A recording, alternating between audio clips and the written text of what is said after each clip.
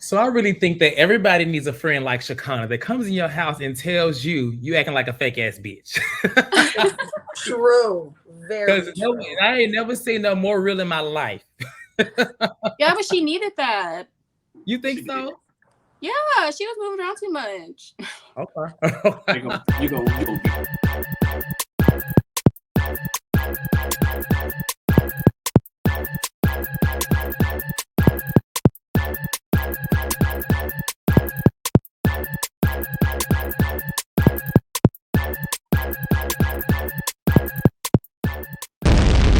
So you know I got to lean in. What is going on, everybody? It is me again. It is time to lean in, bitch, for a new well, not a new show, a show that's been around for a very long time, but it's new to the platform. It's Love and Hip Hop Atlanta, a show I thought we would never, ever talk about on this platform. But I'm excited to do it. I'm excited to do it with Danny, Dream, and Love Jones. First of all, welcome, Dream, Yay! to Hey. I mean, of course, if you're not the damn rock, they're our new panelists. So this is actually their first show, and I'm excited to talk about it with them because I know, Dream, you do watch this show. You've told us that you like a little bit of the ratchet type stuff. I So, A do. little bit. and Love Jones, you say you did you watch any of the previous Love and Hip Hops? No. Just certain cities, a little bit of Atlanta, but not Okay. consistently. I fell off the last season or two for sure. Yeah. We got someone who's really familiar and someone I who watch is, them all through. and Danny, do Family you watch? You watch? reunions, family So you watch reunions, The Miami, Love and spinoffs. Hip Hop, Hollywood, LA, all of them. Yeah. I missed So the family I reunion. I think Love and Hip Hop Hollywood was the last one I watched fully, but I watched the right. clips. You can't miss the clips. So with that being said, we're gonna talk about episodes 1, 2, and 3. As episode 3 just aired. It's gonna be a good show. Of course, as I always say, like this video and subscribe to the channel. Obviously, you're watching the replay, or in this case, maybe a live premiere. But let's go ahead and get into it. I will start by asking you guys, what were your thoughts of the first two episodes? Like overall, what would you say? Was it good? Are you intrigued? Are you interested? Like, how do you feel like it's going to go based off of what we've been presented thus far? Love Jones. I think that the first episode kind of had some layers in it. I think it gave us directions on a little bit of everything. Spice's recovery, Erica's situation with her Yeah. family. There's more musicians and people just starting to release videos. So I think it's giving us something. It has some substance. Pretty Okay. good. Danny? Um, I actually enjoyed the first episode for this one more than I have a couple of other seasons for the simple reason that I think it did a good job of setting the stage for a lot of the drama that's to come. Like it set the theme for a lot of their storylines. Yeah. And I think it did a really good job of introducing Jessica White too. Okay. Dream? Um, Based off the episodes, I think that it should be a good season. Honestly, from start, it was drama from start to what the episode 3 that we're at now. So I think it's promising. Okay. Well, let's go ahead and get into episode 1. All right, so in episode 1, we are introduced with some of the returning cast. We get Scrappy, we get Erica Mena, we get Kirk and Rashida. Some obviously our familiar faces. Kirk and Rashida have been around since season 1, so we know all their drama. So is Scrappy. Erica Mena, I don't know when she came, but she's been around for at least about 3, maybe 4 seasons now. I don't know. But she started for Love and Hip Hop New York. We know where Right. she came from. She is no stranger to this franchise or whatever. But we get introduced to Renni Rucci.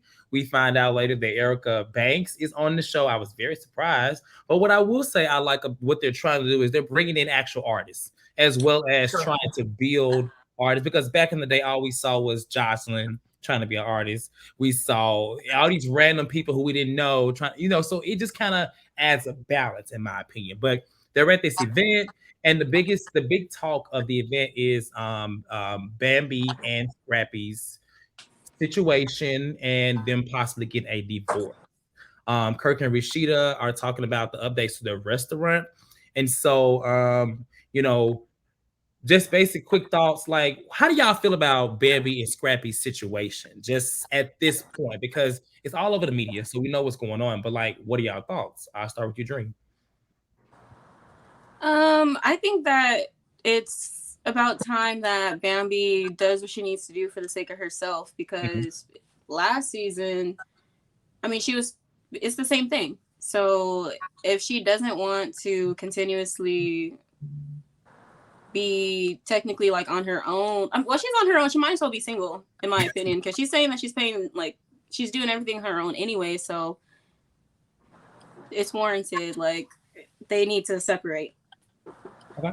Love notes. Scrappy's trash, and I the moment that she said that I wait for his portion of the rent, I mean, it's a mess. I don't even know. Are they in high school? They're really married. It's just weird. It's weird, and it's I don't know. Their situation is ridiculous. I don't like it. Yeah.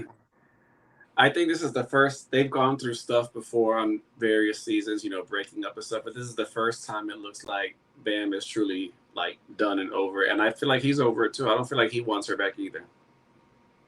I'm gonna say my thought on that comment because I got something to say about Bam actually when we get to that last scene. But continue at this event. As I mentioned, you know, Renni Rucci, Erica Banks is there, Erica Mena. And apparently there's some drama between Erica Banks and Renni Rucci. It looks like there was something regarding a man. We do see in the preview that I think Renni Rucci throws some milk or something on Erica Banks, which I can't wait to see. But right now we see like they're just an issue, but they're cordial, right? But all the girls are getting to know Erica Banks. She seemed cool, you know. They're very warm with her. Erica Mena and RASHEEDA are with her. But all the girls are mad at Scrappy. Scrappy want a piece of Erica Mena. He kind of flirted a little bit, and you know, RASHEEDA's is like, you got a wife at home, you got kids, don't be doing all that. I don't know who made RASHEEDA the spokesperson for being in a great, healthy relationship. But if you do know this franchise, Jesus Christ, that's all I'm gonna say. Jesus Christ, as it relates to Kirk and RASHEEDA, because it has been a mess. Does anybody remember the scene where her mother ran over her bike? Yeah. Move out the way, RASHEEDA. Does anybody remember that? That's iconic. That's probably one of the most iconic scenes for Love and Hip Hop. Her mom, is there some kind of award? Because that is probably one of the funniest things I've seen in reality TV. It was hilarious. And so I guess she wants to be there for, you know, Bambi, but I mean, RASHEEDA, I mean, you still just got rid of those fires in your house, but that's neither here or there. Any thoughts on this little scene before I move on with the rest of the episode? So, you know, with the whole thing you just said about RASHEEDA, I get that she's been like, you know, whatever, but I think she's also speaking from a place of she knows what it's like to have that done to her. Yeah. And I think she's also speaking, it seems like they're in a better place now. Of course, we've seen this before with her and Kurt. Yeah, we have. I'm pretty sure halfway through the season, it's going to be another DNA test pop or something. I don't know. That always happens with him. But I don't think we've ever got through a whole season without him cheating. Yeah. But wasn't, I mean, I could be wrong. Dream, help me out here. Remember that way back? And like I said, I haven't watched the show in a while, so they may have talked about it for real. Was it one of the girls in the jacuzzi with him that time? Wasn't it Bambi? Oh, with who? Remember Kirk was in it? Were they like in a hot tub? I think so. I think there was some. Yeah, I think so. Okay, I don't know. Like I said, I haven't watched in a while, y'all. So bear with me. They maybe talk about it, but I just found it. But hey, whatever.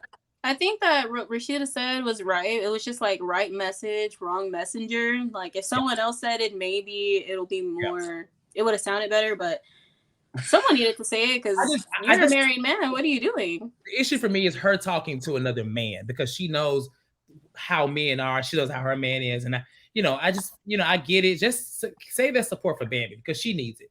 I thought she said it to Erica. No, I thought she said it more to him. No, was it Erica? Oh, maybe I missed that part.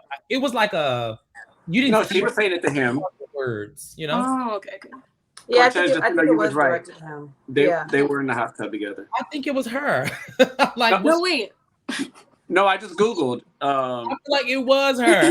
It was her. I just saw it on YouTube from my iPad. It is her. Maybe I'm just being messy. Let me stop. No, it was confirmed. I'm telling you, you're right. He did the Googles. It's confirmed. Yeah, no, you're right. But I'm saying, wasn't RASHEEDA talking to Erica when she was saying the stuff about Scrappy? She wasn't saying that on He this was season. talking to Scrappy I think first. it was Scrappy because we didn't see her. We saw the Oh. words across the screen. I think it was like a scene where she was there, but I don't think they was getting her. I don't know. Oh, I Something missed like, that. Yeah, you're right. It was just the subtitles at the yeah, it bottom. was just That in the said Yeah. that. I You just saw heard it. her voice. Exactly. Yeah, Exactly. right. Okay. So we do find out that Bambi is filing for divorce. Nothing really to talk about there. She's gonna go forward with it. It was a small scene, but we get a scene with that Rashida has put together with Bambi.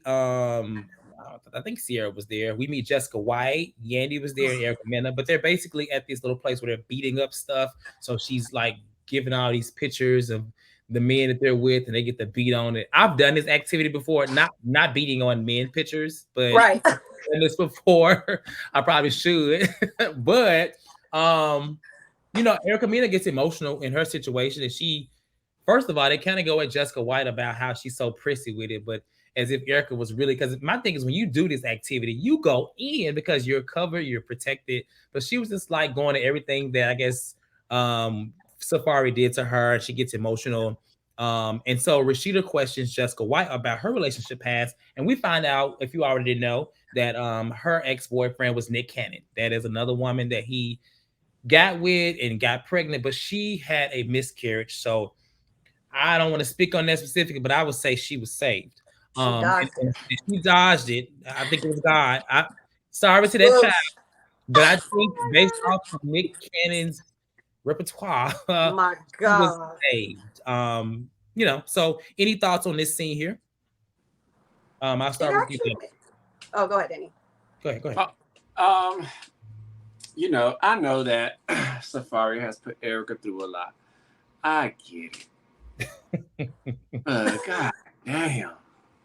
Can we talk about something? Can she have something else going on now? Because from we already see the season, he ain't gonna be paying her much attention. So what is she an extra this season? No, she's on the main titles. Because Is she a friend of? I hope we see something else from her this season, because I don't want to hear about him and her no more. Like, Not that's as enough. oh, Yeah, it's enough. Love Jones. It kind of made me sad, Danny. It didn't make you sad just a little bit. Have you seen No. it? I Seen did. it last two I did. seasons. She was hitting it. I was like, oh. The okay, first all right. time when she was actually pregnant and they were going through it and stuff. Right. That was serious. I felt for her then, but now, girl, bye. My thing is, they showed the clip of her being so excited when the divorce was final. So at this point, it's time for her to start focusing on herself. Like, she said it earlier, like that is now, they have a business relationship. That's the father of her child or children or whatever she got. I don't know how many they got, honestly. But that's two. Okay, just two. And someone's name so is Legend. just focus on that. I know it's a storyline, but girl, at this rate, like Danny said, he's not even focusing on you. He ain't trying. This girl, just move on. That's just me. He wasn't even focused on the pregnancies. He moved on then. He was in Jamaica. Yeah, moved on. Unfortunately, they always do. Drink. He's gone. And that bedroom alone. I just felt like Erica, two things on this particular scene. One, I feel like Erica was being so dramatic. No one asked her for the whole monologue. Like, that was very dramatic, scripted, whatever. She could have saved that for whatever show she was on. But my first impression of Jessica White hasn't been good so far, because Really? not saying not bad. It's not bad. Let me not say that. It hasn't. What, girl? If you're there to smash stuff, can you smash some stuff? Can you smash at least one thing? You don't have to be like, can you do something? I understand you're a model, but like, I just feel like if we're watching a show, you kind of want to see like that person. Well, maybe that really is her. I don't know, but it just don't. It seems like she's putting on. She's so pretty to look at. She is. She is. I just love her looking at her. Great gowns. Danny's what I saw about Erica too, she need to eat, because she could barely lift that hammer, the bat, whatever she had, she could barely hit it. She was barely hitting that washing machine or whatever she was trying to break. Like, it was not moving. She needed Are those breakable? She need a protein bar. Not a protein bar. And Taz is right. Usually when you're at those, it's a lot more strength. It's a lot more fun. I've been to smash rooms. You can do what you literally do sweat. Like, I mean, I know we were filming But I was drenched. I was hot as hell in my street, so I know Exactly. It's a workout. it is. It Yes. is. Okay, so we'll come back to Jessica White. She has a whole lot to talk about in the next 2 episodes. So we see a scene with Scrappy and Kirk. Kirk is giving advice again, and I'm just like, oh my god. But basically, Scrappy is not going to fight against the divorce. He feels like she does not appreciate his good doing and all that he's done, and that she should just, she should be happy and grateful for all the nice things he's done for her. And says that, she was like this, acting, I guess, ungrateful or whatever he was doing, unappreciative, before she found out about these text messages. And Kirk is like, hold on, wait a minute, what text messages? So apparently he had been texting Diamond from Crime Mob. Okay, so rock her hips. Y'all know the song, right? Rock her hips, right? So apparently they had a whole thing back in the day from Crime Mob, which I didn't know they had a thing. But I mean, I'm not surprised. A lot of these groups back in the day, they had guys and they had female rappers or female artists. It kind of makes sense. So I wasn't surprised, right? But Kirk thinks that he should go after Bambi and fight for it. I mean, I will say this: when every time he has cheated or messed off on RASHEEDA, he does try to fix it. He never. I could be wrong, but I can't think of a moment where he was just like, "Fuck RASHEEDA, I want a divorce." I feel like he always cheats. Oh yeah, never. Please come back. He tries. So that's in true form of him, in true character. And so, what were y'all thoughts just seeing this? Because I'll say this: what I got from this conversation is that, okay, it sounds like maybe he wasn't getting something and he decided to go to Diamond for. He kind of said that, which I don't think is an excuse, by the way, but that's what it seems like he's using as his leading motive, was that she wasn't giving me an attention. She wasn't appreciating what I was doing. So I went and text old girl up here and she gave me what she wasn't giving me. But I'll start with you, Love John, because she is shaking her head like, what you think? Scrappy is trash. He is the epitome. That scene alone was like the epitome of a narcissist. Just to like share the blame when it's solely you with the allegations is mind-blowing to me. Yeah. Like, and for you to bash your wife to your ex-girlfriend, that is wild. That is so hurtful. Like, so it's like, we already see where you are, Scrappy. You're trash. Get out of here. Guillotine. He's done. Danny? Honestly, I didn't have much to say as far as Scrap, like Love Jones said, saying stuff to Diamond, because nothing that he does surprises me. Like, I don't expect anything from him. Now, I will say it was nice, as you were saying, to have, see Kirk encouraging him and stuff. What I get so far from the first episode is the vibe that Kirk is giving is like he's giving like an OG type vibe. Like, like I'm not here for it. I'm chill now. Like, I'm done with the drama. Like, I'm gonna be the Cynthia Bailey this season. I'm gonna be chill. He did so many times. I guess he can't speak on it. He knows what it's like to almost do something. I mean, RASHEEDA's a beautiful woman. I mean, I think she rides hard for him. So I think maybe we won't see him cheat again. I hope that doesn't happen. I hope not. Because I mean, he didn't get it out of his system at this point. Just gonna be faithful, child. If her mama go drive his car off a cliff next time. During this scene, the thing that stood out to me was this is when they were dirt biking, right? Yeah. With Chaotic, and Chaotic said, "Oh, so she just want to leave you because you were texting? You didn't even like do anything. You were just texting." And Scrappy said, "Yeah, that I remember that for what, episode 3." But I'm like, oh, okay, so they were texting. Okay, that's it. Okay, texting, it's emotional cheating is cheating to me. Yes. So like that still matters, but I'm taking note of Scrappy's lies, like his narcissistic ways, because it's showing throughout like the episodes. His lies are catching up quick. And I hope people don't watch it be like, oh my God, because it's cheating. Okay, cheating is not always just a sexual thing. Let's just be clear. I don't know when the world's gonna realize that, but it's true. So I'm sorry. Emotional cheating is worse to me. I could probably get over a physical affair quicker than I can get over an emotional affair. Yeah. Oh, I absolutely. don't want none of them. Well, I'm not agreeing. Yeah, none of them, but I'm just saying the vibe. Yeah, Like, I can't get over any of it. Emotional, physical, nope. It's gonna weigh me down. So yeah, that's just that. But I'm glad you pointed out because I remember him saying I was like, huh? He really believes in his mind. He didn't do anything wrong by just texting. Mm-hmm.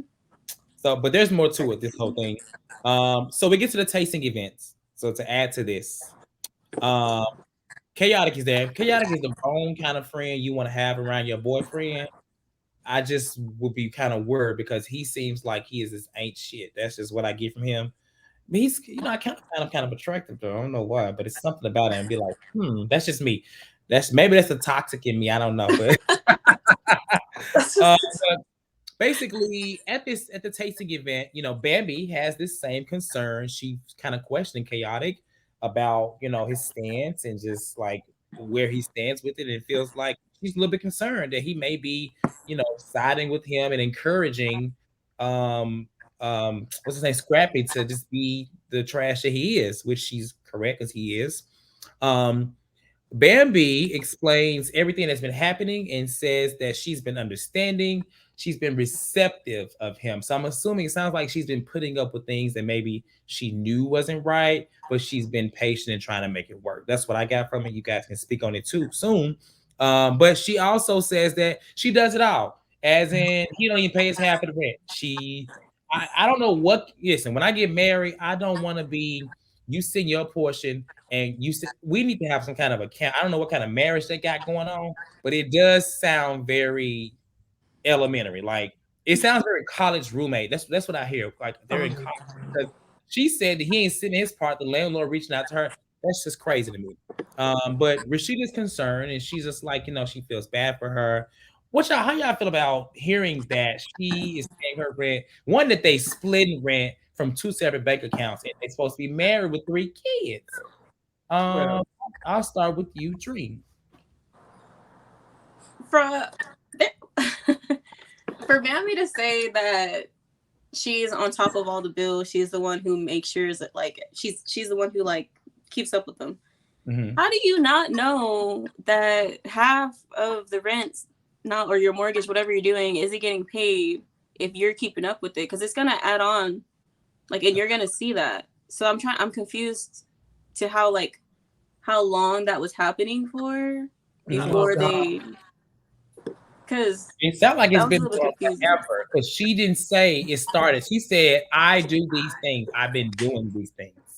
I work in property management. Let me tell you something. When those online portals, they are set up to accept full payment only. Like if you pay your rent before the next month comes on, yeah, you could pay half. But once the first hits, you can't make a partial payment. That's first. And if you paid, let's say she did pay before the first and paid for, it's now June 26th. Let's say she paid for July, paid her half. When she go to pay August, she gonna see that. So there's no way that you make just another partial payment again. That's not real. That's not happening. That's why I'm like, you wasn't paying nothing and he wasn't paying nothing, and that's just that. That's true. I think he's trash. If there's anything he does, says, every time he's in the scene, it's an eye roll for me. It's giving imposter. He's just. Does he have children with other women, or is it these are just his only kids? No, he has Erica. Erica, the other Erica. Yeah. Okay, gotcha. Yeah, and I'm sure he's trash with them too. It's embarrassing. It's embarrassing. He was a good father to her. I would say he was a good father to her, just from the show. What's her name? Imani. Okay. Yeah. Okay, so things just got weird when he wanted to have kids with Bambi. Okay. It's just crazy because he kind of fought so hard to be with Bambi. Like that was their starting situation was so like shaky in how she was brought on and how they were on. It's a lot. A lot has happened. It's crazy because there's so much time has passed. I feel like it was just yesterday when they got together and all these things, but it's been like years and years.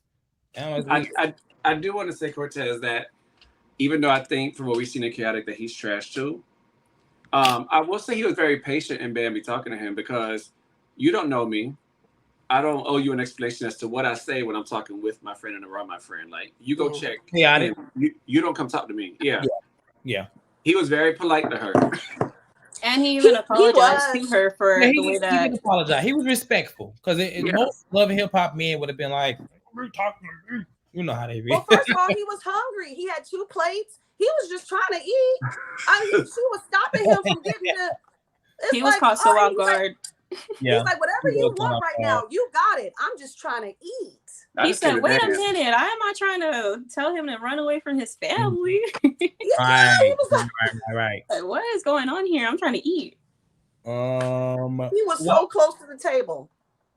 So we're still talking about Bambi and Scrappy because this goes into the last scene. We can kind of wrap this episode up. So at the house, they're packing up the house, and Bambi just feels like he doesn't care. And this is where the eyebrow that I barely have went up, because I was like, okay, so it sounds like Bambi is she doing this divorce because she wants out, or is she doing it to scare him back to her? Because what I got from it, if you got to keep saying, "Oh, you don't care," or "You don't care," he's showing you don't care. I mean, you already see that, but it sounds like you're trying to scare him at, using a divorce. Like it's not working. Like Dream said, he's a narcissist.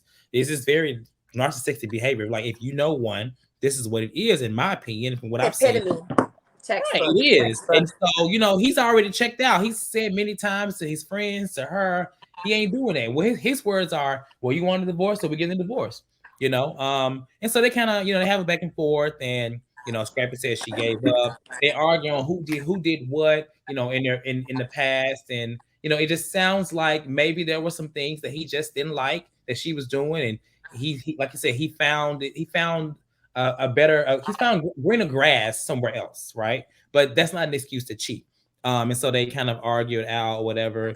And what I want to ask you guys is, do you feel like things that people may not like you experience in a relationship, should that equate to cheating? Like, should that lead to cheating? Because, like, say for example, Danny, we're together, and I don't like that you snore, and we have an issue and we argue, but that's that on that. And so for happiness, I go and talk to Dream. You're like, I don't think that that's an excuse, but it sounds like that's what Scrappy's trying to use as, like, whatever's going on, they couldn't figure it out, so he just went over and found it somewhere else. I just find it to be kind of odd. Will Jones? Scrappy. You have to put the blame on something else, because it could never be you. He's a narcissist. It could never be you. It has to be something. Well, I did this because you did this. Well, if you didn't put the bowl next to the cereal box and the cereal box fell over, the bowl wouldn't have, like, it. There's reasons for their actions with everything in life. So if you didn't do this, then I wouldn't have stepped out. It's gonna be he's a solidified narcissist. Like, I could smell it. Yeah. Seriously.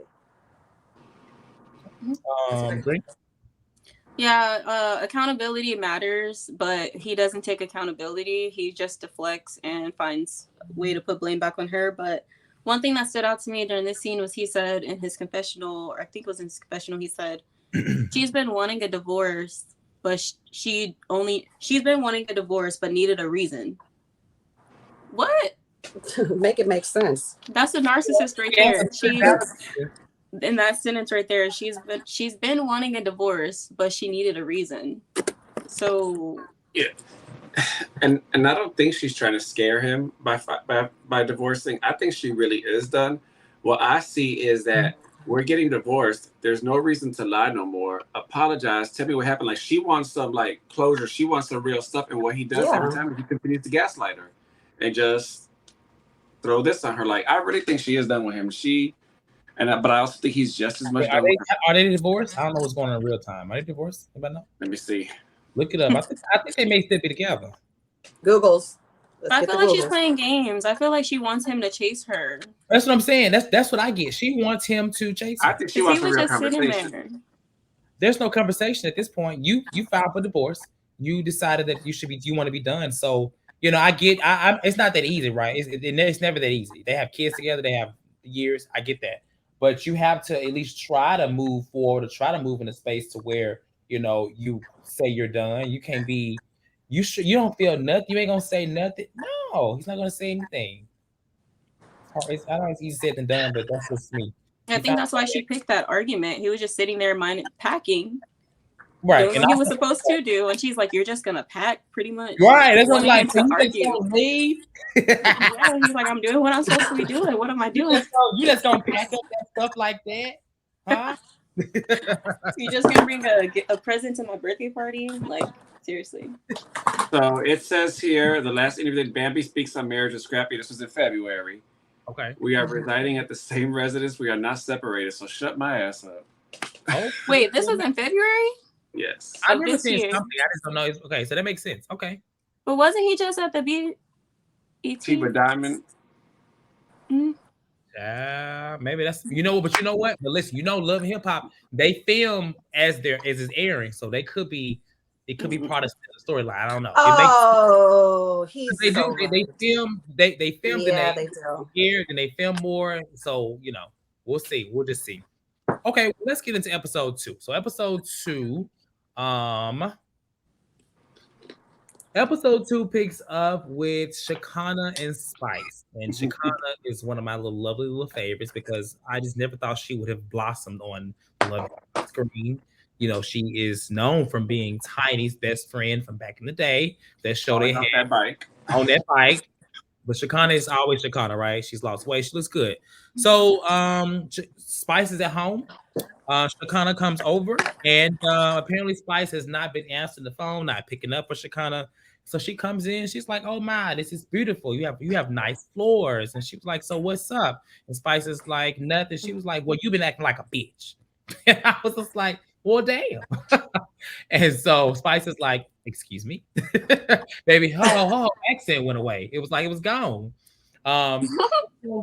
Shekinah talks about not coming to the hospital. Spice feels like she should have been there. But the issue is that Shekinah says that the girl Mita, which is, I guess, a friend of Spice, is the person that submitted her song for the Grammy nomination, did not tell her the details, not give her any information, but gave it to Carly Red.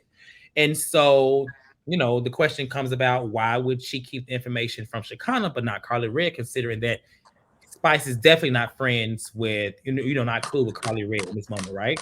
So Shekinah kind of pours out her heart and says that how she feels for her, and that she, how she felt for her, that she would support her regardless.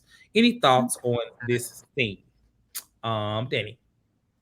Well, I still don't think Shekinah would have. I don't think Shekinah got money to fly to the DR. That's first. Unless flight. You don't think so? I'm just being messy now. I really do believe her when she said that Mita didn't tell her because of Carly. I really do believe that. Yeah, it makes sense later. It makes a lot of sense. In this moment I was like, huh, but then later it's something. Because Shekinah is a supportive friend. I agree. Yeah, I agree. Love Jones. I thought it was hilarious when she walked in and said, "Bitch." You acting like you acting like a bitch. Exactly. Like, why? She was like, "What?" And it kind of. I love real moments that kind of poke through every now and then, like the genuine friendships, like the real kind of relatable moments. So that was, because that would happen with any of us and our homegirls. So I love that. I feel like I think she was apologetic. She seems genuine. I think she seems genuine when it comes to Spice and wanting to let her know, like, I would have been there. I'm a good friend to you. So I mean, I like Shekinah. I feel like she's a good addition. Her voice is like nails on a chalkboard sometimes, but I like her addition to the show balances me out with her. So I kind of rock with her. I flow with her a little bit. So it was a cute. I thought it was cute. It was cool. Mm-hmm. I like Shekinah. I feel like Spice needed to hear that because maybe she just didn't have the full story. She had like one side, so she could have heard Shekinah out instead of ignoring her for or whatever she was doing. But I do feel like they kept the information away from Shekinah. Like, I do feel like if she knew, then she would have attempted or something. If she couldn't, like, I feel like she would have tried to make it, even if she like didn't have whatever situated. But I feel like they were keeping the information away from her because of Carly. Dream, you said something that I forgot to say earlier too. When she kind of said to her, you was acting like a bitch, like, or whatever. Like, I think they both had a different impression than what like she kind of felt that the information wasn't given to her because of Spice, and Spice thought she had the information and had access to information and didn't go. So I was glad that they talked because they could have went further. Had they met later on in public. Yep.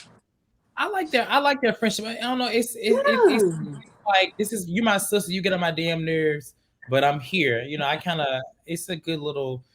You don't really see these type of relationships on this type of show. Everybody's kind of like at each other, you know. So I kind of like seeing it. And Shakana is, if you know Shakana, she's always just like this. This is really who she is. You know, yeah. If you see on her lives, Lord, don't make her cry, please. Don't get on Instagram. Oh my! I don't know nothing about that life. That's y'all. Okay. But what? The Daddy does the best Shakana to stop. Yeah, because that's not me. I don't know nothing about that life. That's over there. That was so embarrassing. Come on, Shakana. Okay, so Chaotic is having an event. This is the next scene. Chaotic is having an event where he's showcasing his new single or song, and we meet Amy Luciano. What is it, Luciana? What's the last name? Amy. Okay, we're gonna leave Amy L. I would like to call her Baby Mama D because when they put her next to Mama D, she looked just like her. She looked like her, but a younger version. But Mama D looks good. I used to love Mama D. I thought she was hilarious back in the day. So she was blowing a girl's house down when she was the queen of the palace or whatever it was. So Mama D always has a special place in my little heart. Off. So let's see her. Right, off with her head, BICTH in that order. And when her feet flew out, thinking I deserve. Correct.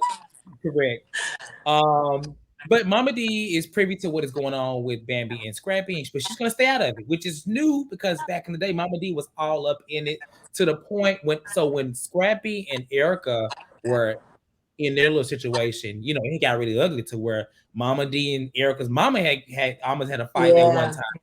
She used to be all up in it, but she said she's gonna stay out of it. She knows the issues they're going through. She's gonna stay out of it. So I like that for her. But she drops a bomb. She says that Diamond, who the person that Scrappy was texting and I guess messing with, missed the period, and she might be pregnant. And everybody's like, gag. So Erica Banks, so many Ericas on this show. Erica Mena, Erica Banks, Erica. But Erica Banks joins the girls, and her and Amy kind of start talking about, talking to one another, and they find that they have a common enemy, which is Renni Rucci. So apparently with Amy, she talks about Renni Rucci stealing one of her songs.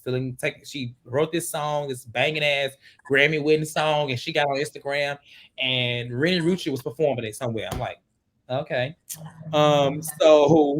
But she said she confronted her about it, and it was more of a turn up to where she wasn't being. She confronted her one woman to woman, but apparently Renni Rucci wasn't being a woman about it. She blocked her, and they show posts on Instagram.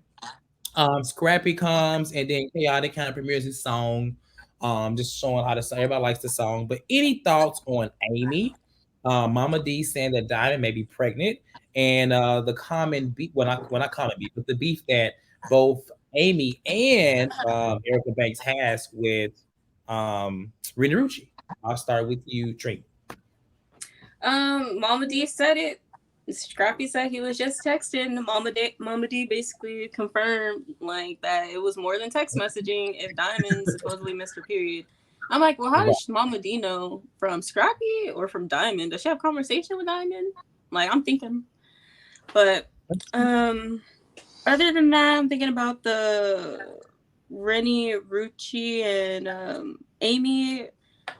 If Amy did approach her in the right way, and that's how she handled it as far as blocking her, then that's petty. But I do feel like that might be questionable to just believe that Amy approached her in the right way. Mm-hmm. I can see it be like, bitch, you stole my song. Yeah, I do feel like she probably she could have felt like she was approaching her the right way, but I was saying, I mean, what is it?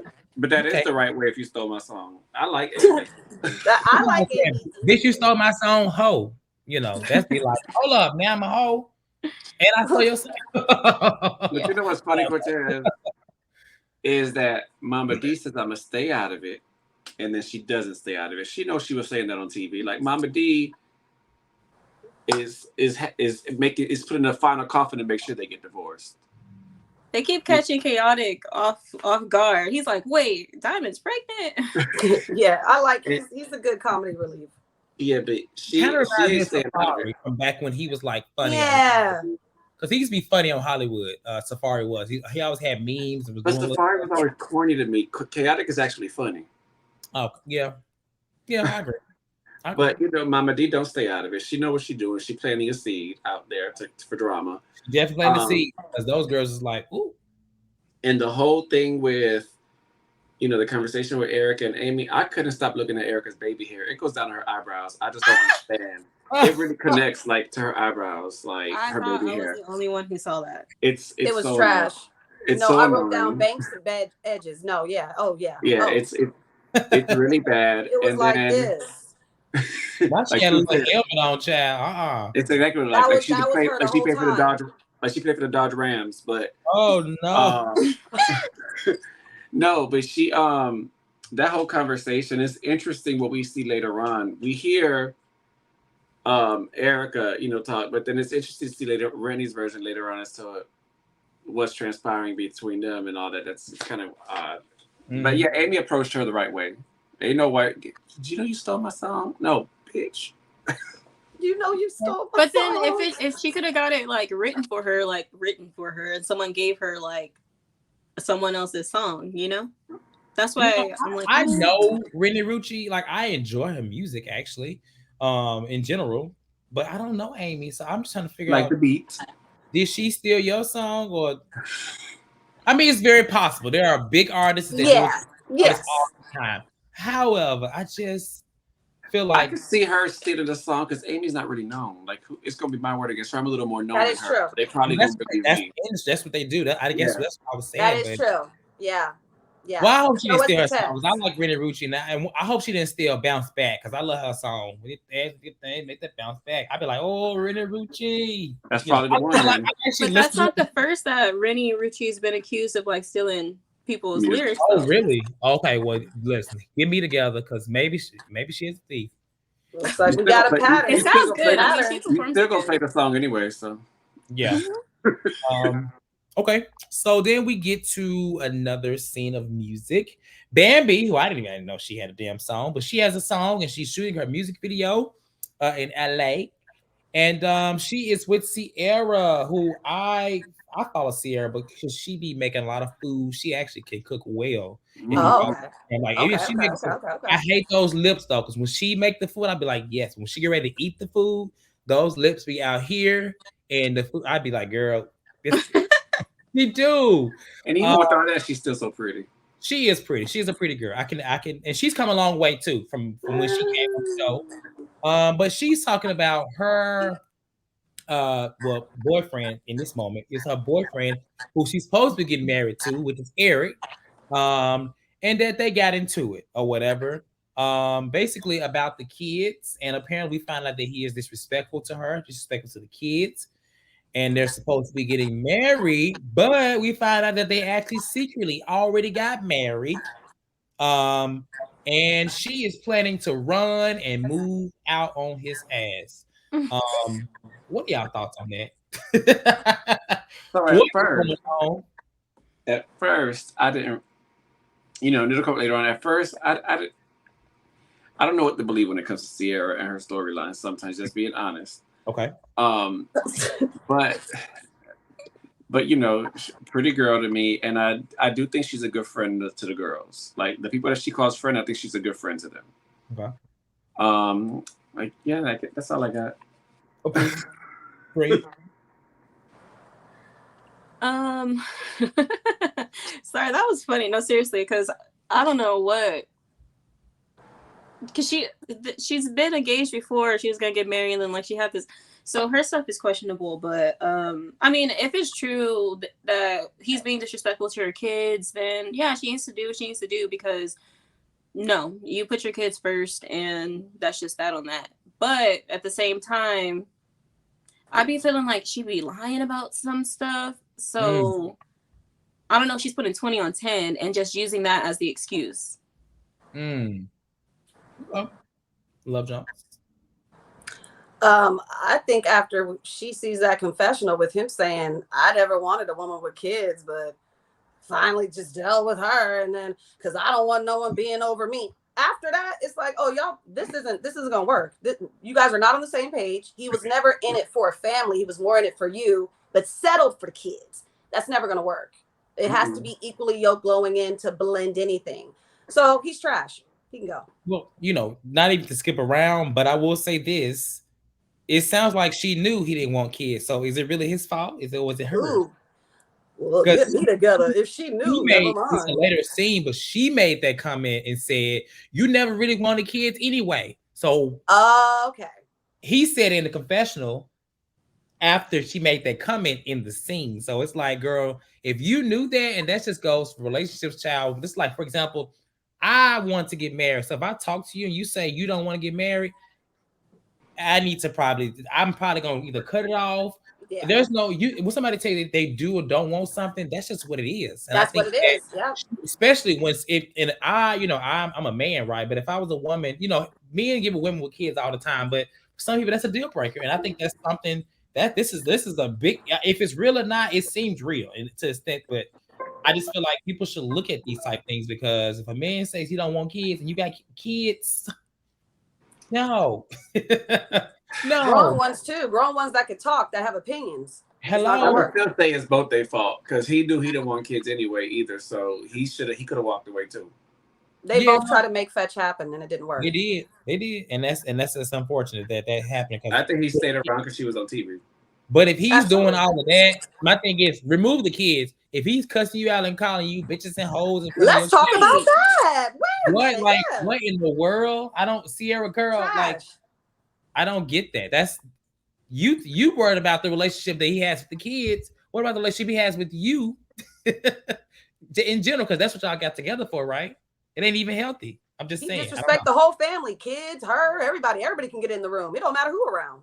Yeah, I don't know, But the way Sierra. that he I handled it can't get no wasn't too smoke. well. From her saying like, "Well, you speak to me in this manner in front of my kids," he just dismissed that. He did. He actually did. So He was like, so what? I think that's true. That's confirmed. Unless they just doing it for TV, and he was just like, I'm not going to talk on that. But Yeah. if No, that's a big, he really like an asshole. I believe that's I real. was going to say that's an allegation that you'd be like, hold on, now that is not happening, because you might. I mean, it He sounds probably like was saying slick stuff to the kids.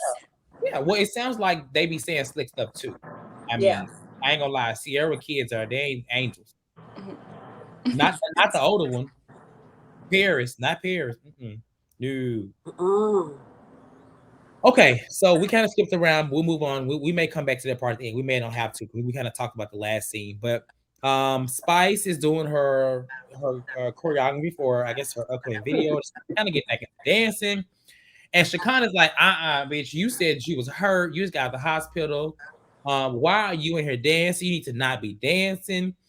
Spice kind of spazzes out, and not just Shakana, but also Angel, which is I guess her friend or her is her manager, whoever she. I don't know who she is. Choreographer, I think.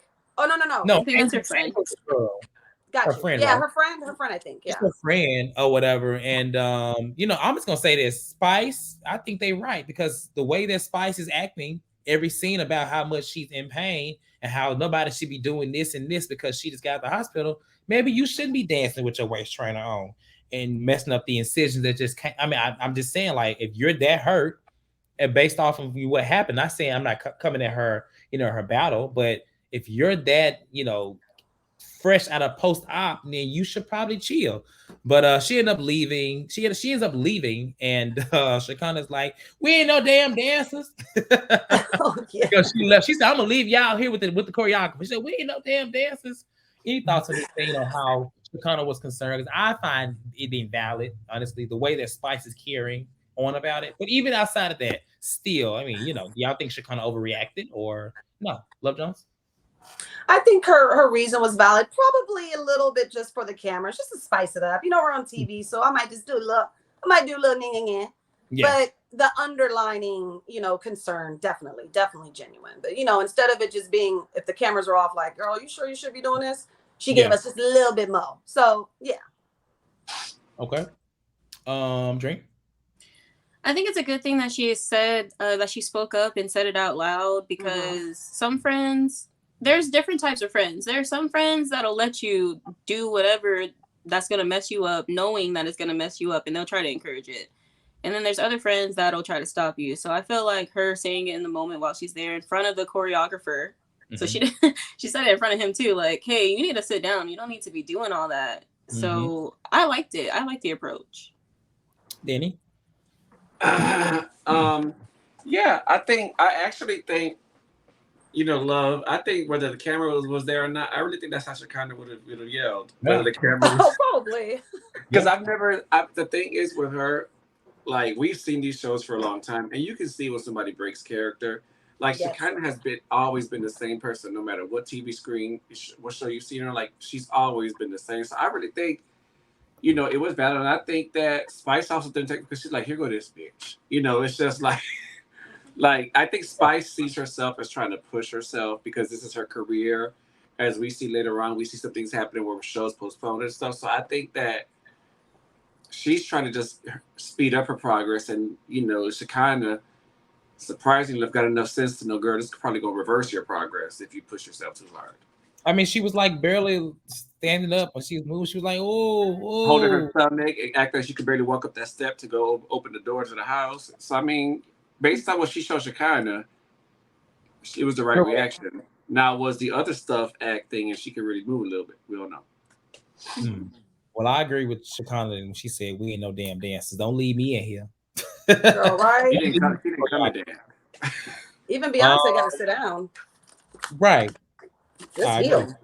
Yeah, girl. So last thing we're gonna talk about in episode 2 is actually just with Spice and her friend Angel, because we already kind of talked about Sierra and Eric, that scene at the end. And so, Angel, just basically says, like, honestly, you shouldn't really be upset with me and Shekinah.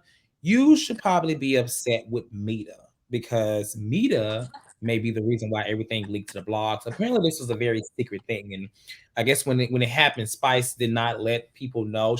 I guess the family, I don't know what it was, but it seems like a lot of the people were not told, and they wanted more information, which I understand. And like, your friend is hurt, you're hearing all these things in the, whatever in the blogs, but you're not getting information. So it seems like a little bit of that was going on. But it comes back that Carly Red may be, like as Shekinah said, Mita and Carly Red may be on some shady shit, because like she said, she feels like Mita put all the stuff in the blogs. And Spice is kind of like, no, not the person that got me nominated for a Grammy. She won't do me like that. But it seems to be that I don't know Mita, but we're gonna find Mita more lately. We're gonna see Carly soon.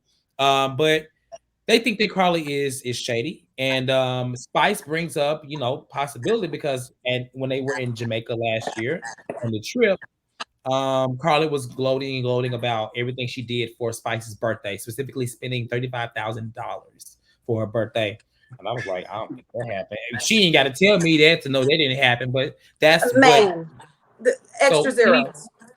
Any thoughts on this scene before we get to episode 3, Danny?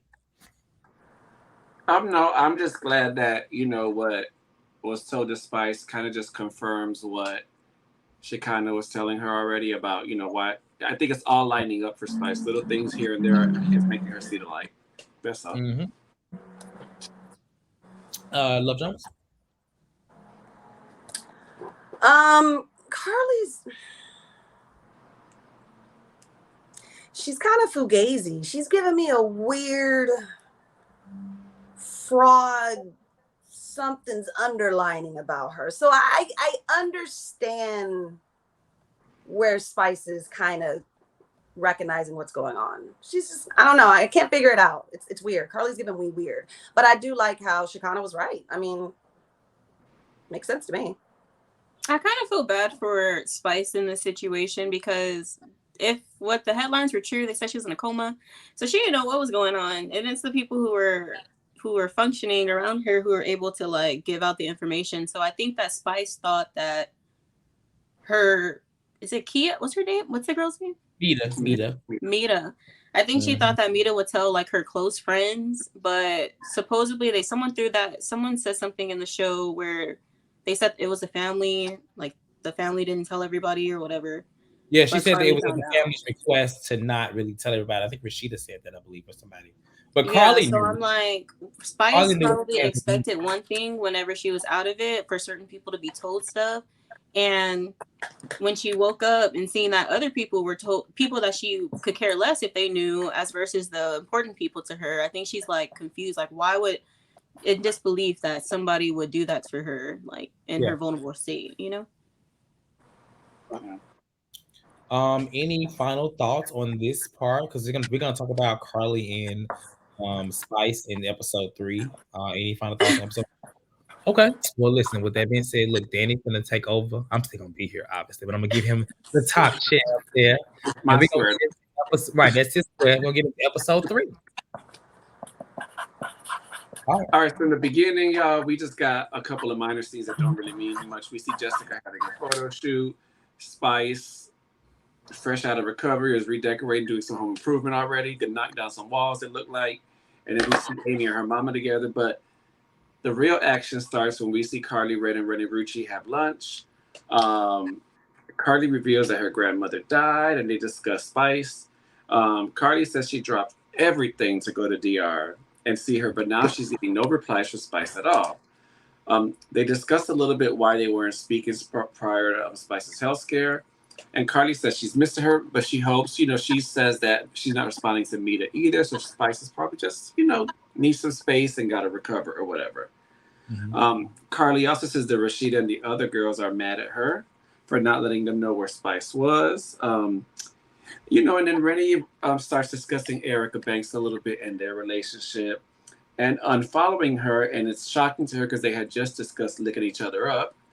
And yeah, that's the first scene. I think it opened up with a really good one. What are your thoughts, Dream?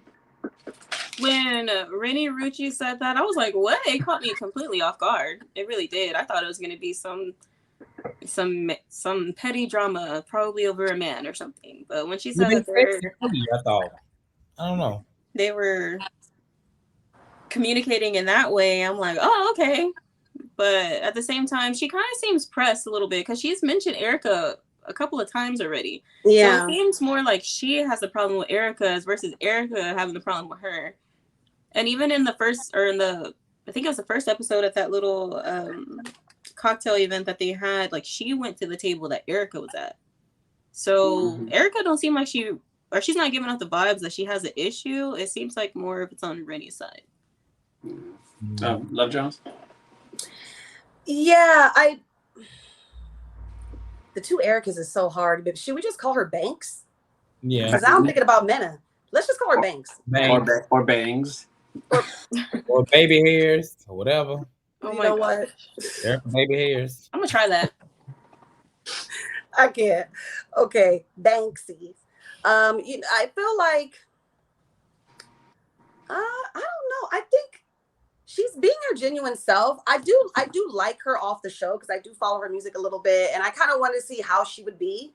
So far, I think she's doing good. But as far as the issue with Renni, I don't know. It definitely does seem like it's more one-sided a little bit, which is kind of weird. But I mean, then again, unfollowing someone on social media, as much as we don't want it to be a big deal and it shouldn't be a big deal, it is a statement. It is saying something. It is kind of, like you're letting somebody kind of know something. So as much as I want to be like, who cares? She just unfollowed you. She's probably still cool. She said hi to you at the table. But I do kind of get why she's just like, I want to talk to her about it because what is it, sis? What's tea? That's kind of where I'm at. I don't have a whole lot for this scene. I do feel like Carly Red knows that there's an issue and she knows the issue. So she's trying to act like she doesn't and kind of like gaslight a little bit on the slick side. But she knows. And as far as Renni Rucci, I don't know. I think it's both sided. I don't know. I think Erica may be acting like it's not an issue, but I think she knows it's an issue, and I think she would. We see what happens later. Obviously, they're trying to build up this whole thing, so I want to hear what it's about. Right now, I don't have any thoughts on it because they both are saying these things, and everybody's saying Renni Rucci stole a song, and I want to see what it is. Yeah, I envision later on they have a little meeting like Candy and Portia did. And Portia's gonna say, "You thought I wanted to lick yo?" Ooh, But no, yeah, Cortez, I agree with you. Carly exactly knows what she did, and I feel like she's trying to set a stage or get people on her side a little bit by Yeah, trying to throw out a different version. Like, I don't know what's going on. You know, I yeah, think that's what she's doing. yeah. All right. So if we don't have more thoughts, I'm gonna combine the next two scenes together because they ain't worth talking about alone. Okay. Um, so we see Amy and her mother talking about relaunching her product, Pretty Kitty. Pretty. Um, she says her mother is her momager, um, and she had to call Chaotic for help because her sisters drop out on her at the last minute. Chaotic comes in to help. He starts hitting on her mama. Um, she does a little demo for him while he's laying down. He asks, "Will it cure STDs?" Uh, I was like, oh, and then they touch a little bit on how the sisters are unhappy that the mom is helping Amy so much, and the mother says she's having a mandatory meeting immediately. And then in the next scene, we see Jessica White in the studio wanting to, to do music again, and she's listening to tracks, and she's working with someone named Bangladesh, I guess, who worked with Beyonce and everybody. yeah, you know Bangladesh? Huh? You don't know Bangladesh? I remember he's. They said a lot. I'm being sarcastic. I'm being sarcastic. Oh, okay. I'm like, wait, you know him? What I will say is, with the tracks he played for her, he don't have that reputation for having worked with none of them. But anyway. He asked her what her motivation is, and she said it's wasted time with Nick Cannon. To be honest, by episode 3, I hope Nick Cannon gets a check for being mentioned so much because I'm tired of it already. He needs some kind of residual royalty or something. And yeah, so Bang played the track for her. It was garbage. She didn't like it.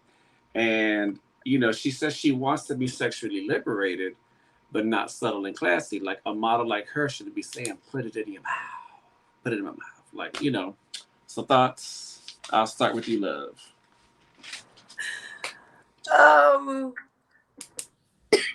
just like looking at her. I mean, she's so pretty to me, and she don't mean no harm. The song was absolutely trash. I agree, especially because I'm very familiar with Bangladesh. Well, he has one of the best producer taglines. I love it. He just says Bangladesh. So whenever he's on the beat, I love it. I don't know what that was. I don't know if it was a rough draft. I don't know if it was a copy. I don't know if it was unfinished.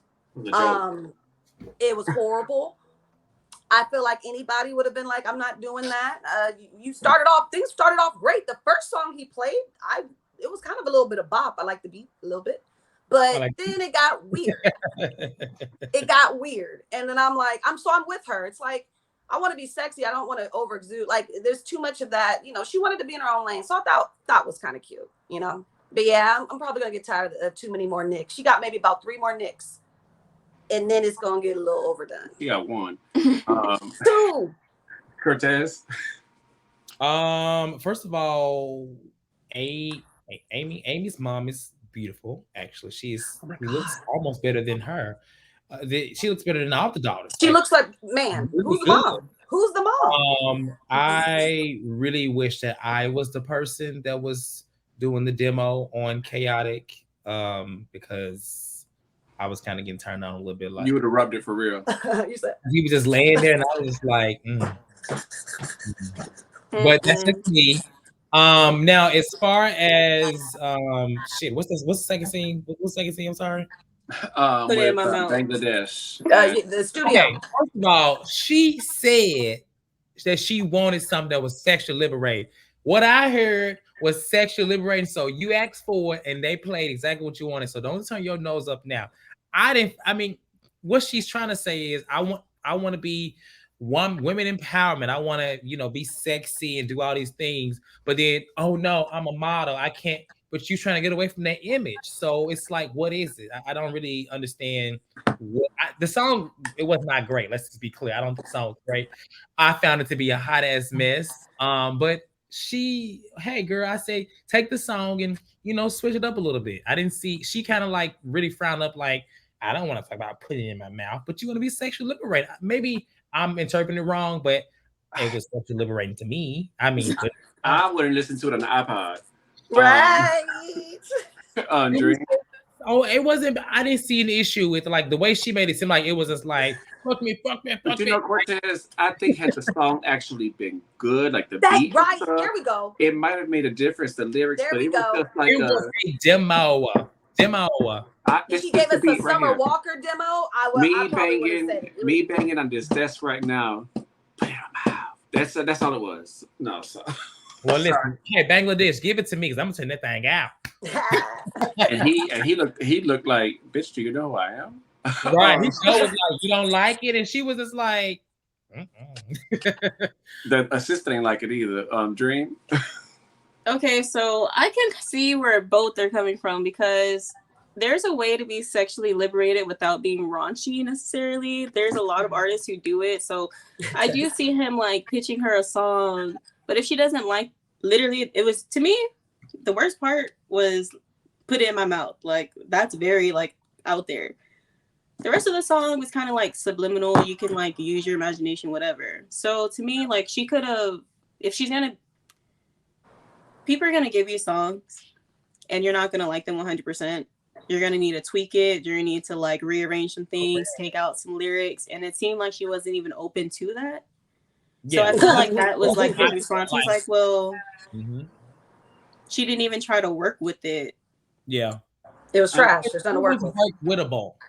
She was looking around for someone to tell him like, this ain't it. She was like, "Are you serious?" The worst part of the song was press and play. Let's just be very clear. And I did mean to say this earlier about Jessica. Very beautiful girl, great to look at, but I feel like I'm going to be bored with her. I feel like she is going to hold back. As much as she says she wants to get away from her image, I feel like she's going to hold back, still trying to maintain that image because it's what she knows. And I feel like we're not going to get a lot of drama from her. This is my opinion so far. I think this is going to be her sole storyline. Is trying to find get out of being this pretty model girl, get out of Nick's shadow and his whatever, and be an artist. By saying his name I don't 50 think you're going to see her in any drama. She's probably going to throw a drink. We do see later that she's like Safari. It's Safari, so that may get her in a little bit of drama, maybe, but I don't know. Well, I know I agree with you, but I remember seeing another clip where she says, Erica's my friend. She did like check him when he was doing it. So, yeah, because Safari's trash. Okay. So the next scene opens up. We see Spice on Skype, Zoom, whatever, with her tour manager back in Jamaica. And he's letting her know that tickets aren't selling as well because of the previous postponements. People don't trust that she's going to pop up, that she's actually going to be there. And then RASHEEDA stops by looking beautiful. And they start talking. They just, RASHEEDA says how Carly wasn't responding to her, giving no information. She was reaching out. She was trying. And then here goes Spice. You can see a light bulb went off in Spice's head. Like, this is now the third damn person who has said this to me. So Spice starts talking about the party that Carly threw for her. Come to find out that she was mad at Carly says she spent $35,000 and find out she spent $1,000. And I still think that's being generous. $1,000. And then she's also really upset that Carly submitted the song they did together for a Grammy, but never bothered to tell her. So right now she says she's seeing the real Carly that she tried to overlook all these years, that other people always fell out with her because she had to defend her a lot. Then they go and they look at that beautiful closet and they talk about her tour, and she tells RASHEEDA, to come help her pick out some dancers too. Cortez, why are you making that face? Because what made me look away from the TV is when she said, "Oh girl, come follow me because I don't have any couch to sit on." And they took her to the closet to stand up. And then they went into the closet, and production canned at that empty ass closet for a reason. It was a beautiful closet. It was empty. This has to be a rental for the show. There is no way you can tell me that she got in that. She must just moved in the day before, literally just the day before. Because even when I moved into this place, within 30 minutes of being here, I had shit in my closet. Where are your clothes? That's true. That is true. It's actually one of the first things that go in. Like, Your clothes on the hangers. If it's already on the hangers or on the hanger rack, you just put it in the closet. I think it was like one thing in there, right? It was like something. Yeah, it was a blue suit. A purse? Oh, it was a suit? like a blue jump, like it was the blue two-piece. Spice Girl. Now look, that was just a mess. I was just like, girl, why are you even stop filming in this damn house? Don't bring them in the closet. Like, why would you do that? You don't think that she's really gonna use it for her concert outfits? Yeah, but you're filming, so put something in there now. Okay. Let's put something in there. Hang something in there. Go to Something in Walmart, there. buy a bunch of Now. photos from Walmart to hang. Right, like put some damn clothes. Oh in no, or don't go in there. Don't go Don't go in there. I thought it was a bit of like, girl, really, Spice. She must have been hurt. We would have been talking on the porch. She had. I wonder how long she moved in. Like, how long was she there so far? Because her kids came to visit her 3 hours before. Them kids stayed at a hotel the whole time. They walked in there and walked out the film. Anyway, Dream, your thoughts? Rasheeda looked great, like always. I liked her fit. What was she wearing? I think it was like a Ballman fanny pack. Amazing. She looked good. And I feel like she was being genuine when she was talking to Spice. So that proves that there's something up with Carly and the assistant. Demita Joe. Nita. There's something going on. If Rasheeda said that she was even trying to, get in contact and figure some stuff out, but was getting the runaround. She said she wasn't getting the runaround. She was not getting a response at all. So I feel like that's very telling, because even if the family told you, like, we don't want anyone here, anyone extra, whatever, you could still say, she's okay, but out of respect for the family, they don't want anyone to come. Like, you could say she's a breathing. You could say something. You don't just not say anything if that's like a close friend. Yeah. Mm-hmm. So I feel Rasheeda. Yeah. I'm with Tez. Congratulations. Happy birthday on the house. It looked weird. I didn't see not a nightstand. I didn't see it. It might be a rental, but is it? I mean, it gotta be a damn rental. It has to be. There's no way. You would think she didn't even mention a time frame of her moving in. She just said, "I just bought this big house." When, sis? But I thought that's what I was confused on. I thought she got the coma after, like right when she bought the house after the coma, right? No, she had to have bought it before, because if you see later on, remember, she said that her and Carly Red talked a year ago about her moving across the street from her, moving next door, whatever it was. So wait, she's been there a while. Tez got it. It's a rental. Tez got it. That don't make no sense. You've been in the house for a year? No, man. It ain't a rental. It's an Airbnb. Baby. You would still have your clothes in it? It looked like she was at an open house. Okay. It was a beautiful home. It's beautiful, but it ain't got shit in it. It ain't her. I'm trying to give her an inch. And they only film in the daytime. I don't even think there's electricity on in there, because they only filmed during the daytime with all them windows. You know what? No curtains. They didn't found a house that was for open house and just they're squatters real quick so we can film the scene. Squatter. Spice is squatting. That was joking. Not even allegedly, because I'm joking. All right, so we move on to the next scene, and we're at the infamous meeting with Amy, the mom, and with the sisters. It was like a scene from The Godfather. And the mom said she doesn't want them at odds. And Angie speaks up immediately and says, look, Amy gets all the support. And Amy says, that's because my businesses are popping. Y'all didn't take the money mama gave y'all and invested it right. Y'all wanted to buy clothes. I didn't see none of the clothes being worn that they bought with the money. But, then Angie says that their mom is so far up Amy's ass crack. Come out for some air every once in a while. The mama gets pissed. And then Raynell announces that she don't want to be chief operations officer for the company, the operations, whatever she was doing for Pretty Kitty. And Amy and the mom are pissed that she's saying it right now, right before the relaunch. And so Amy asks her to reconsider. She agrees to think about it. And Angie gets upset because now she feels like she's the lone man in the aisle. Like, it's given that their mother is a very strong personality and always forced them to do something they want to do. And it's looking like Angie finally thought that they had a way out by being united together. And Raynell's backing down a little bit. Thoughts?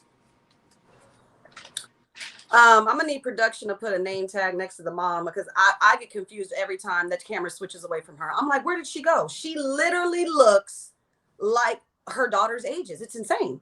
I'll be confused. She the pretty one. Yeah. Well, she is. What does that mean?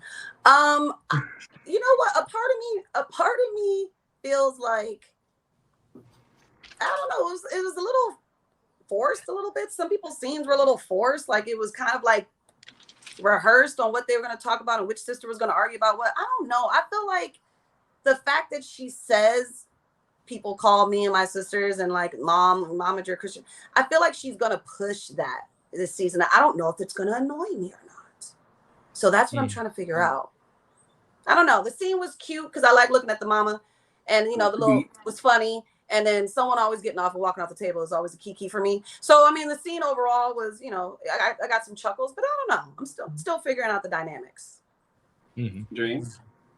I be playing devil's advocate all the time, y'all. So, I feel the sister though. Like the sister's giving, oh my god, like Kourtney Kardashian vibes, and then Amy's giving Kim, like she's getting all the attention, but it's like, what about me? I'm still doing this. So I didn't like that the way that Amy tried to do it. Amy tried to like son her sister to me because she was like, you need to work harder, you need to get your business up, I'm doing this and that. And it's like, dang, that's a lot of energy for your sister. Like if your sister is doing her own thing, applaud her. The mom spent 20 minutes, supposedly the mom spent 20 minutes at her tattoo shop opening or whatever, and you can get offended for that. Like you can want your mom to stay there a little bit longer than 20 minutes. Like there's nothing wrong with that. So I feel like Amy's being selfish. She's not, in the sense of her sister's feelings, she's not making it seem like her sister's business matters are just as important. Just because you have more doesn't mean that this startup or whatever she's doing isn't as important, Yeah.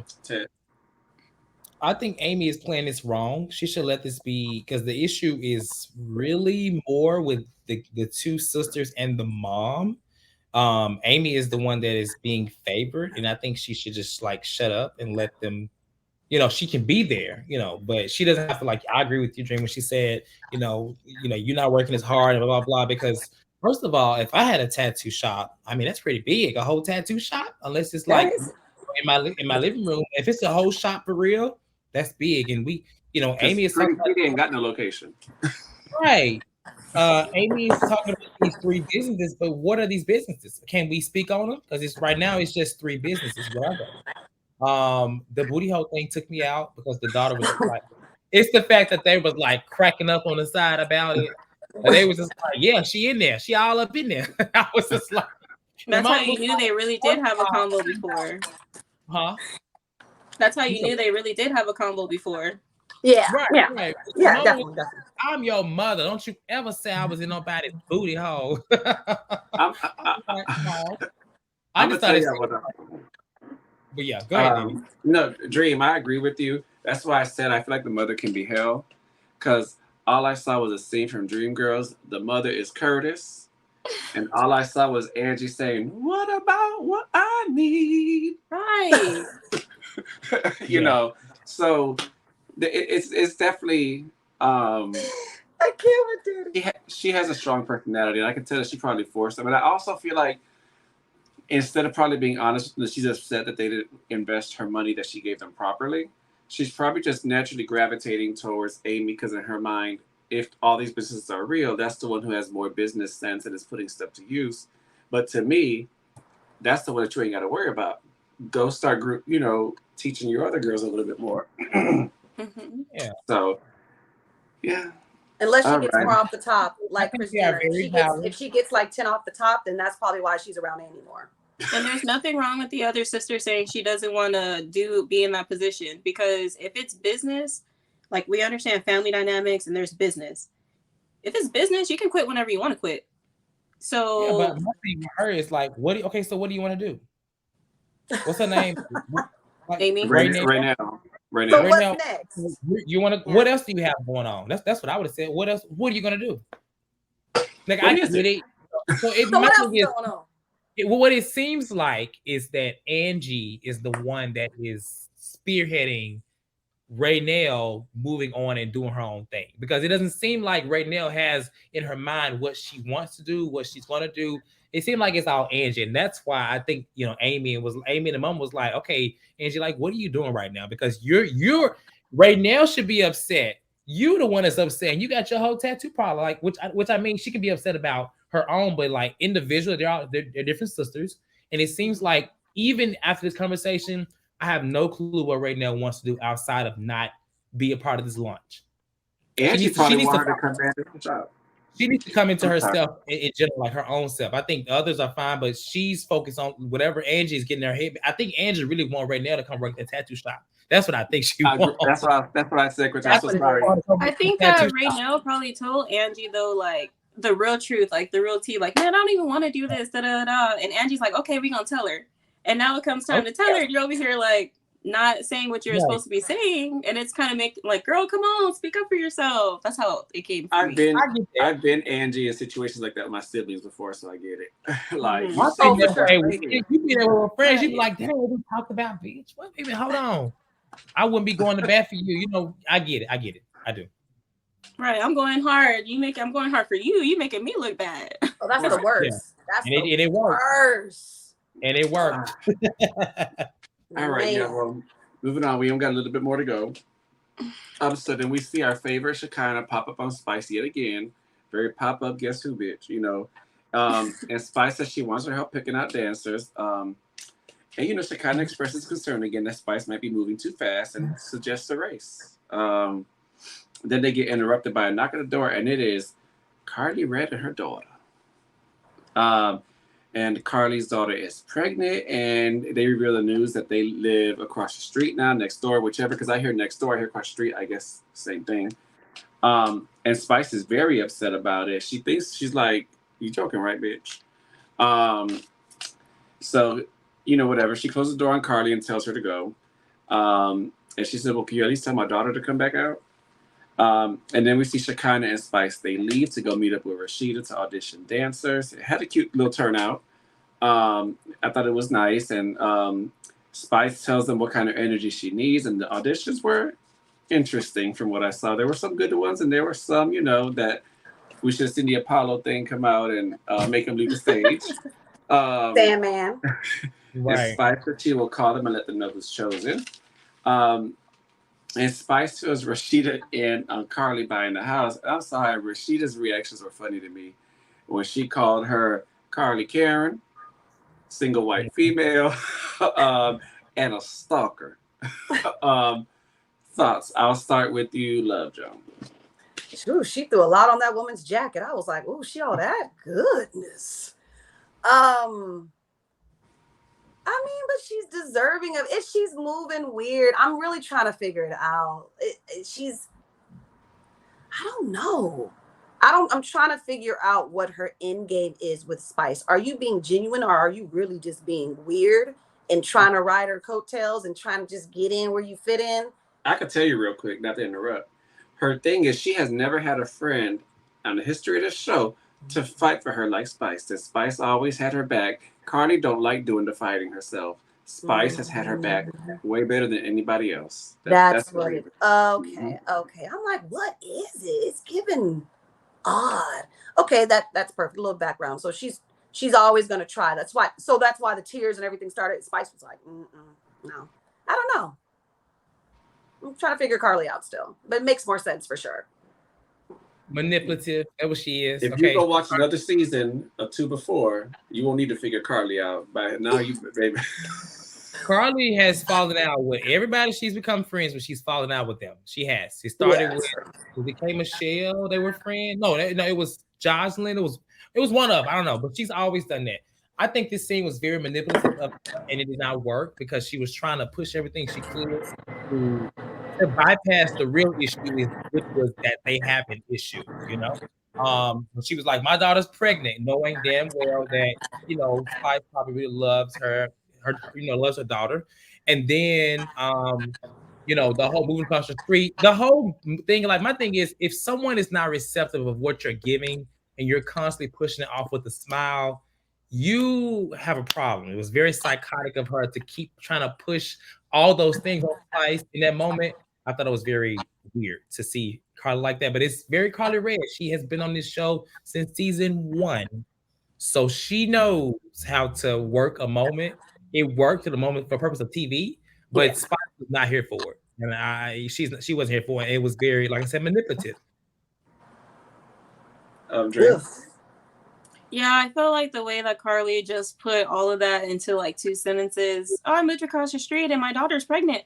What? And you better watch her. And you That's gotta a lot to right. process. Be at That's home a by lot to herself. process. What? Okay, Ann.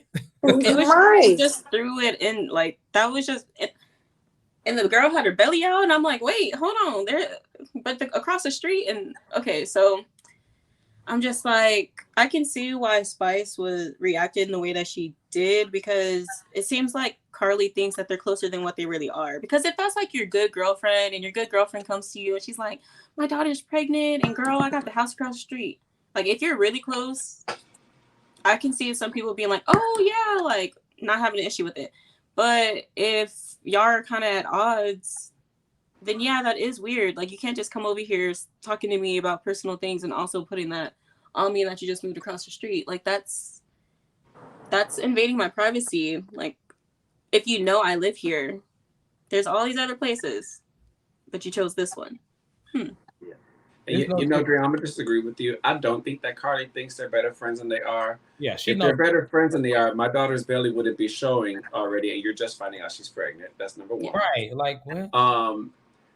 Number two, if she knows they're not friends, like I think Cortez said, one of them, Cortez, you said it.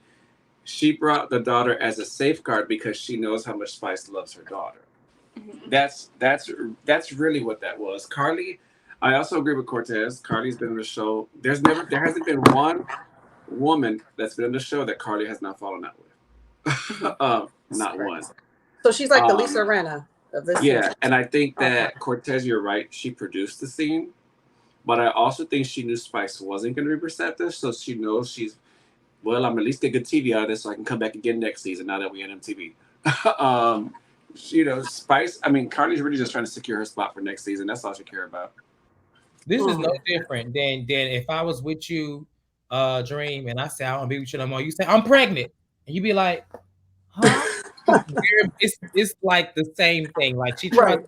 So my daughter's pregnant, and I live across the street. So you gotta be friends with me, girl. Like no, that's what. And then the daughter in front of Carly, standing in front of Carly Red too. I would have put her. The girl gone. Right, and then walked past her in the house. I was like, "Where's she going?" And even the daughter pushed her way in. Yeah, can I sit down? You can't sit down in there. To go in though. But where she was gonna sit, she said, "Can I sit down?" Where she was gonna sit? Baby, she would better off sitting on the damn stoop on the front of the house. She told the daughter to go in her house because she was gonna talk to Carly separate. So she's like, "Go inside, go get something to drink," and then she like pulled Carly aside outside. Well, that was after the girl already bogarted her way in there. It was a bogart. The girl pushed her way and said, "Yes, let me sit down." There. And she led with her belly. It was a bogart for sure. So, we just see. I'm not gonna mention this scene much because nothing to talk about. But Jessica, when they go see Teacher Moses, they talked, and Jessica says she wants to get away from, transitioning careers and stuff. And Teacher just says to make your own path and do what she feels authentically. And then we get back. To Carly and Spice. They meet up. Carly greets her and but hey sis, and Spice says, "Girl, don't call me sis, because they're gonna get mad all over again." She just goes into it. And Carly asks Spice why she's mad, and Spice tells her, and Carly plays the victim per usual and doesn't take any accountability. Spice reiterates again that they talked about her not moving there a year ago, but she did it anyway, and it's more manipulative to her because she had the neighbors sign an NDA so that Spice wouldn't be able to know who was purchasing the home. Carly gets emotional and tries to, manipulate her with like, but I apologize if I did anything, and baby, that just sets Spice off even more. And she starts walking out, and Carly just is behind her begging and pleading, whatever. And Carly says, "Tell her she needs her." Spice says she's done and sachets away. And the episode ends. So I will start off with you, Cortez. Carly been gaslighting Cardi was gaslighting before she met with Spice. She was gaslighting when she brought her daughter over there, pregnant daughter, and said she was doing all the same shit. And in this scene, she was doing the same thing. Carly needs to take some accountability for what has happened, or at least acknowledge that there's an issue. She's acting like everything is perfect and it's not, and that's what I hate. And I think it really pisses Spice off. I think if she would at least acknowledge that we're not good and things like that, I think Spice would be more receptive. But now hearing all this stuff she's hearing about Mita and her and Takana and all the girls and how Carly handled when she was in a coma. I think all that is playing into her mind too, and then how Carly is acting. Like you can't see her and act like nothing is wrong. There is an issue, and I think Carly knows that, but she's acting differently. So I don't blame Spice. I like Spice for being. To me, she's probably, when it comes to being real, she really has always been this way on this show. Like, she's pretty much straight to the point. Don't smile in my face, and she will fight if she has to. So I think it was fine. Carly is dramatic, and she's been doing this for so long. It's kind of getting old. It is old, actually. Not kind of. It is old. Yeah, because she old. She is old, but you know what? Her face looks a little better than it was recently. Yeah, it's the confessionals. Her confessionals in that pink dress. It wasn't that bad. Her face is not. It's sitting. Got some stuff taken out, which it looks good. Right. Because it was giving Howard the Duck a little while ago. It was scary. Okay. Dream, your thoughts? Let's see. I feel like Carly Red gave Erica Mena a run for her money with the acting that she did in the scene, because she was just sitting there, tears falling. I'm sorry, please. She should have got on her knees and begged at that point, because the way that she was like so begging, that's what it gave to me. She was like begging for friendship from Spice, and it was just like, it was really sad to see in a way, because it's like, why you're in public and you're crying over the friendship of this grown woman that lives across the street from you. Girl, go home and go the next day and knock on her door and talk to her, because you make it seem like it's the end of the world. You're gonna live across the street. Right, Love Jones. Carly, she's trash. I don't take anybody serious that sits across from. If I bring up an issue that I have with you, I know you're not listening to me if you automatically try to be like, if I was drowning, you wouldn't even save me. It's like, oh, so I'm a joke. So what I'm saying is funny. I'm a clown. So we're joking about what we're talking about. I would have walked off right then and there. What are you talking about? If my daughter and I was drowning, you wouldn't save me. It's like, you lost me there. Like, so it's all, like Tez is saying, it's all just production. It's all just, this is calculating. It's just something to do. I kind of see right through it. There's just something odd about her. I don't know. There's nothing genuine about Carly. I'd say out of everybody, she's one of the least genuine people. Yeah. For me, production should have closed this scene out when she was chasing behind her. Should have played Begging and Pleading by Brandy. That should have been playing while I instantly check out if I ever receive an apology with "if I." Oh yeah, done. Bye. Because you don't know what you're apologizing for. You're still not taking accountability. It should have been, I apologize for doing this. I apologize for doing this. I apologize that this action made you feel this. Or if I made you feel. No, you can't apologize for if you made me feel like something. So no, Carly, again, was very manipulative with the whole, like you said, you wouldn't spit on us and all that. Like, no, it's just, She's trying to flip it. I just hope we don't have too much more of this. Like, yeah. Carly, go ahead on now. She don't want you to go ahead. But as we see later on, I'm sure it's going to come up again, because we see in the previews that when they talk to Mita, it's going to start all over again. So we shall see. But with that being said, thank you, everybody. It's been I think we did a good job covering 3 episodes. We did. We did it, y'all. Can I ask a question, y'all? Go ahead.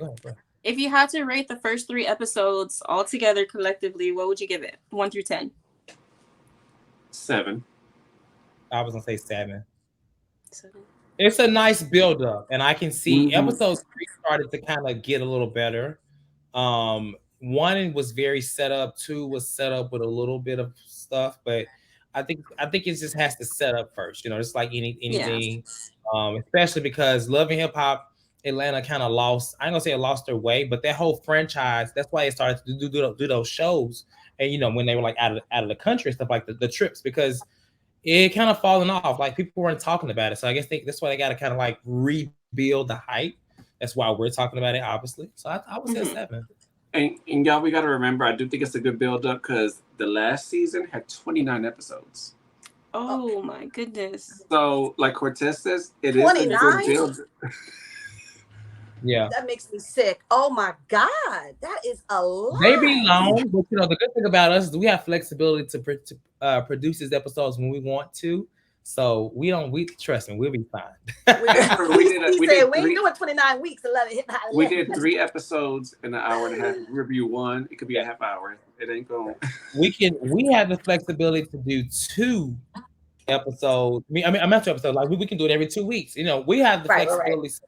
We'll be producing. We'll finish the show. I mean, it is pretty interesting. I will say I haven't watched it in a while, and it has me going. So we have to do.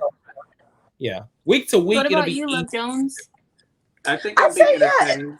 about Go a ahead, 6 or Fran. 7. I agree. 6 or 7? I'll be honest with you. I was probably as entertained as this season coming in. I'm shocking. It's neck and neck with Housewives of Atlanta. I'm shocked and flabbergasted. I don't know how I feel. I feel indifferent. I Well, don't know. I don't know. That's what I was about to say. I I'm might have to circle entertained that with back. it. I'm entertained with it and looking forward to it because it's a little different Yeah. than what, you bring your own drinks to places like this. This ain't the Oscars. So, I'm I entertained. give it like an 8 because there's so many cast members. There's so much babies and possibilities of people being pregnant, moving houses, comas. There's so much going on. That's why you need 50 episodes. Okay. So, well, all right, y'all. Okay. Right, Well, listen, guys. we'll be back for episode 4. Look at it. Hopefully you guys enjoyed. It was very long, but we recapped, like you said, all 3 episodes in an hour and a half. That means that realistically, if it was just one episode, it'd been just 30 minutes. So, so with that Look being at us said, breaking it down. I know. Thank you, Daddy. Thank you, Dream. Thank you, Love Jones. It's been fun. Like and subscribe this video, and we will see you guys next time for episode 4. Because it looks like it's gonna get real spicy between Erica Mena and Spice, right? Yeah. Exactly. So, Yeah. all right, y'all. Thank y'all for watching. Bye, guys. Bye.